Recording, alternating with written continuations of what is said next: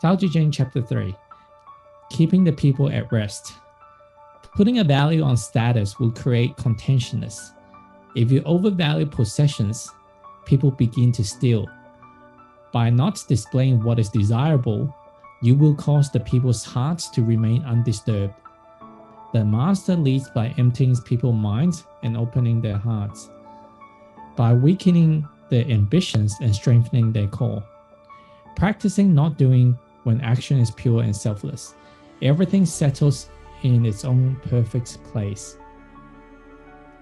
So my interpretation of this is practically, when you put a value on status, I want to be a superstar, I want to be #1 athlete, I want to be the top entrepreneur, I want to be a great father. Putting a value on status will create contentiousness, because if you become better or #1 or the top leader, then as a byproduct, you're putting other people down. So isn't it funny? For the most of our lives, we try to be a kind person, a generous person, a loving person, a helpful person. And all this we do by climbing up the ladder of being this person, by showing other people, especially on social media and when we're on public outings, that we're this nice person, we're this kind person, we're just loving person. Other people that are not as loving, they may not be as kind, they may not be as giving, they suddenly feel bad. We're making other people feel bad.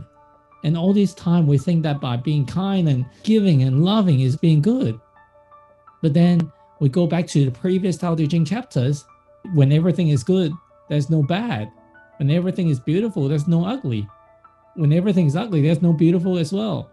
Dichotomy that we live in, the polarity, the yin and the yang. And so there we have it again. Even though we're so pure that we say, hey, I want to be the kindest person, the most loving person. But even if you are, you're valuing a status of that label, that perception. Inadvertently, you're making other people feel less than. If you overvalue possessions, people begin to steal. We say, hey, like people are going to steal this and there's so many crime rates is going up. But that's because we are so attached to our possessions and what we have and our desire to have certainty and maintain control of, I own this is mine, this is ours, and try to keep it. And when you expand that to city, to state, to countries, it's me, and the hoarding of resources and land, that's when war begins. So if you overvalue possessions, people begin to steal. Is it the thief that is at fault? Or is it because that, hey, this item is so good, diamond as an example, is actually quite a common commodity, common stone that is available. But because of monopoly, if you read on the history of diamonds, certain companies like dominated the mines that you can mine the diamonds and limit the release of such items and increase the pricing of it. And through the marketing as well, it became overvalued possession. Imagine like a sand. If someone like hoard all the sand in the world and suddenly selling you a bottle of sand for like $1,000, $10,000, $100,000, you'd be thinking it's crazy. But that's an example. If you overvalue something, that's when people want to steal it. Thieves are not stealing sand because we're not overvaluing it. People are stealing diamonds and Rolex and other expensive items, and even a piece of paper and a piece of plastic, which is the fiat currency, because we're overvaluing it than what it is. By not displaying what is desirable, you cause the people's hearts to remain undisturbed.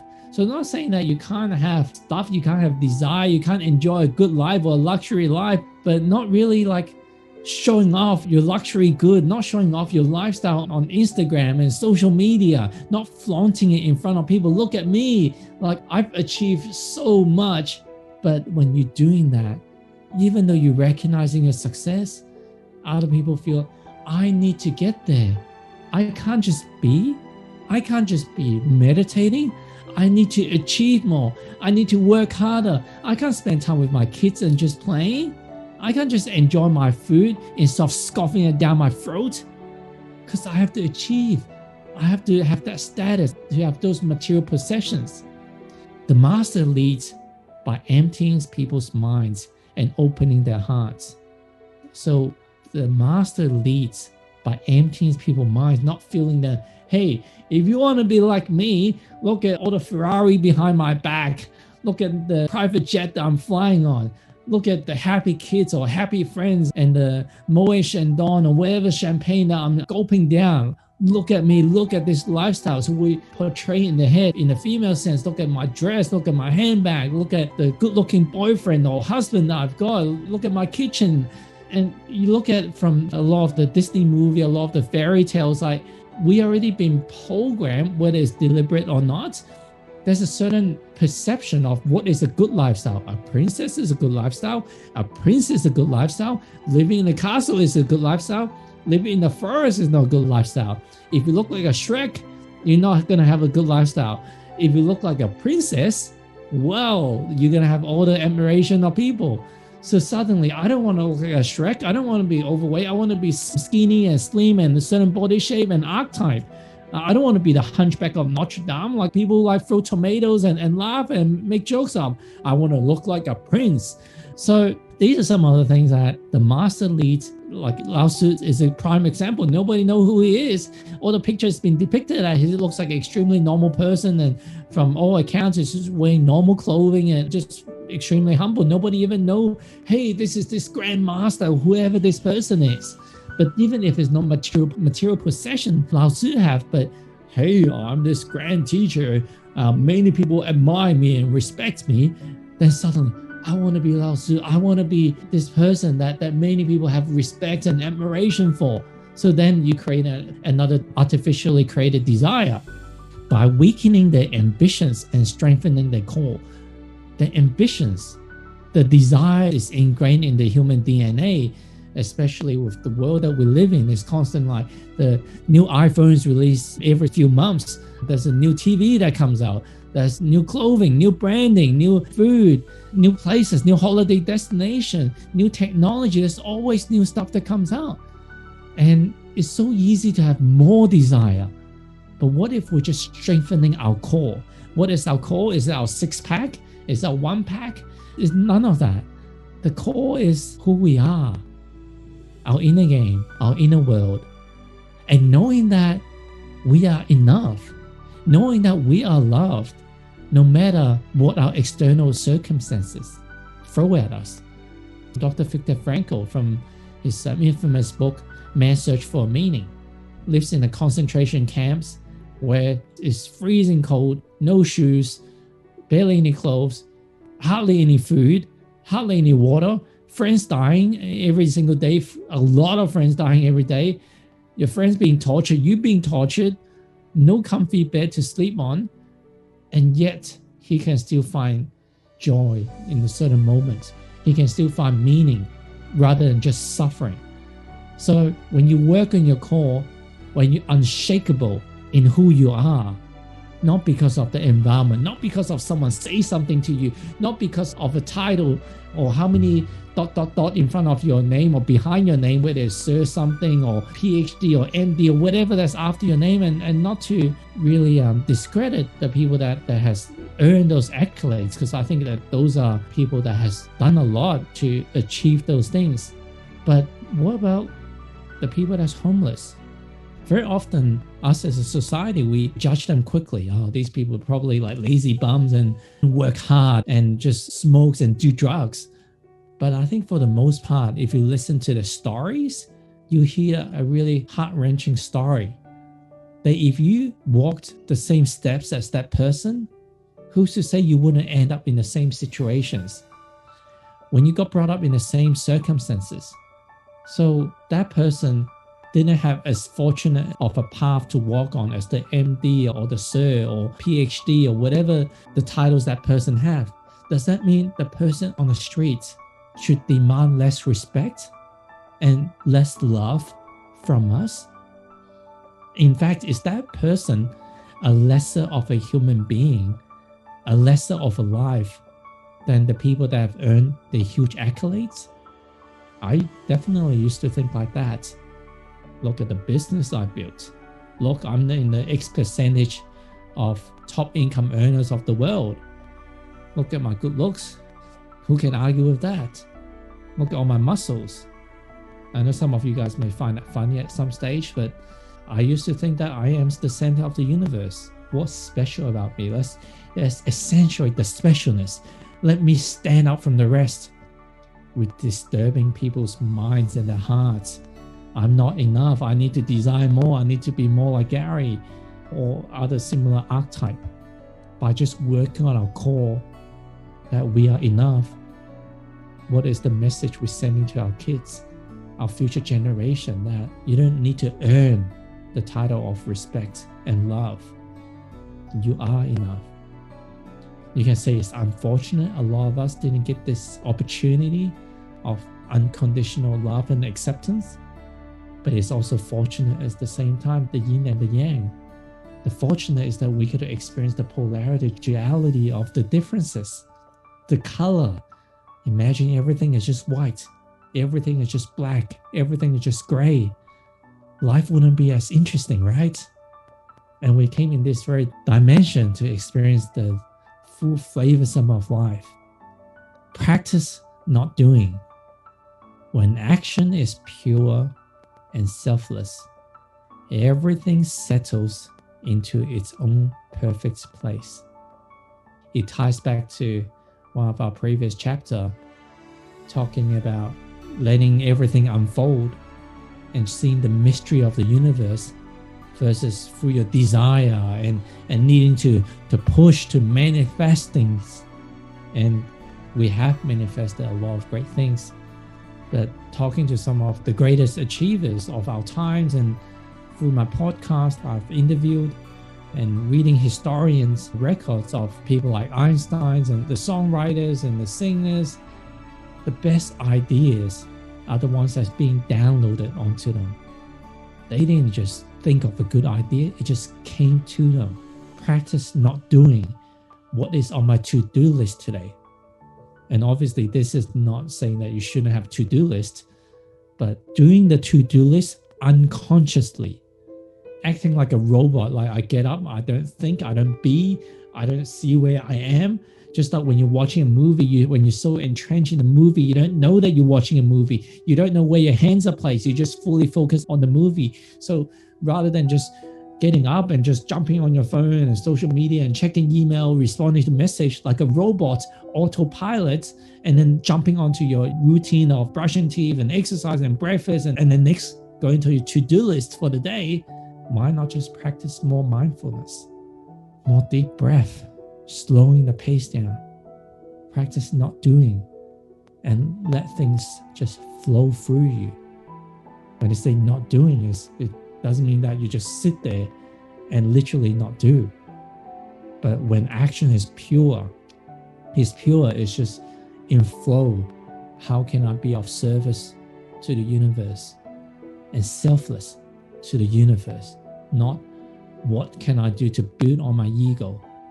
And it may not be easy. And for most of our journey, I doubt that it's going to be that simple.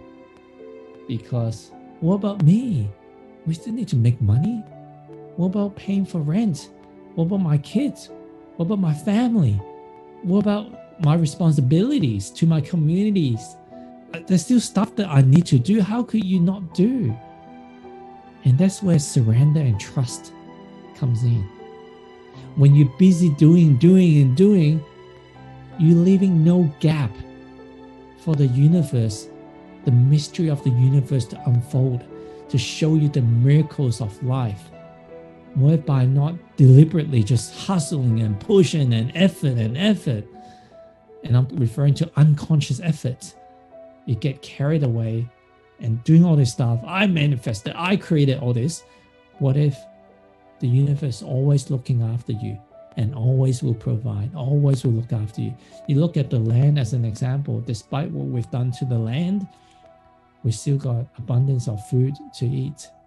Yeah, you may say that in some nations, some cities, they don't have abundance of food, but that's just through uneven distributions. But Mother Nature has looked after us. We've got abundance of food, abundance of oxygen, abundance of water, and it's just through our human intervention that hey, we need to do this and chop down more forests and build more land, build more tall buildings and do this and that, do that, the more that we try to muddle around with nature, some of these universal elements is getting disturbed. And nature also is extremely powerful. The universe is universal intelligence, quite powerful in self-adjusting itself as well.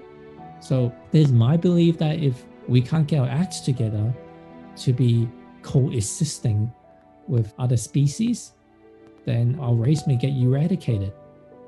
But before that, the universe may throw something like COVID-19 to get us to self-reflect, to be by ourselves, to stop the pollution, to stay home. The universe may do something like a bushfire that, hey, we need to regenerate, we need to burn some houses down where the forests are. And these are just pure speculations, but I think history has shown the universe is quite resilient. We're worried about the pollutions of the planet, and I think that's a real threat.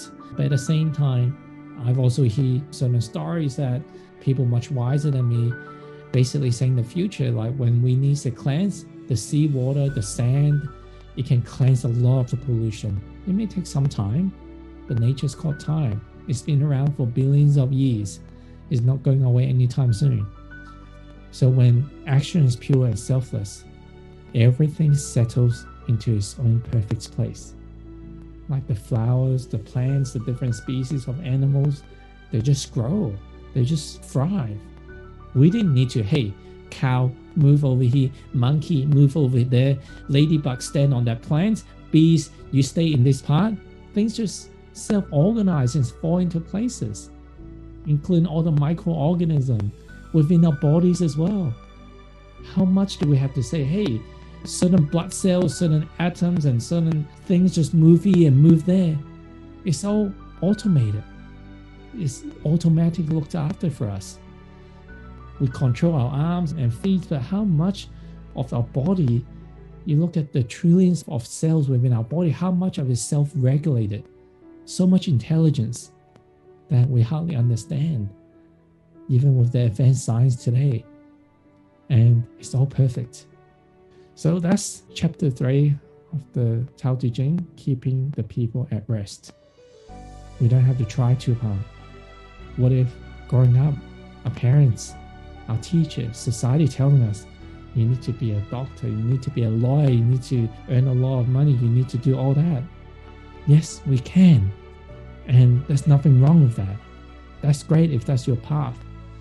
But being someone extremely humble, living in a small house, these days people get recognized for that. Wow, you're not using a lot of land mass. You're keeping more space for nature. Like, geez, that's so cool. People get awarded for small house. Look at the small house design and you get used out of such a small space. People say that, hey, you need to show off your cars and this and that.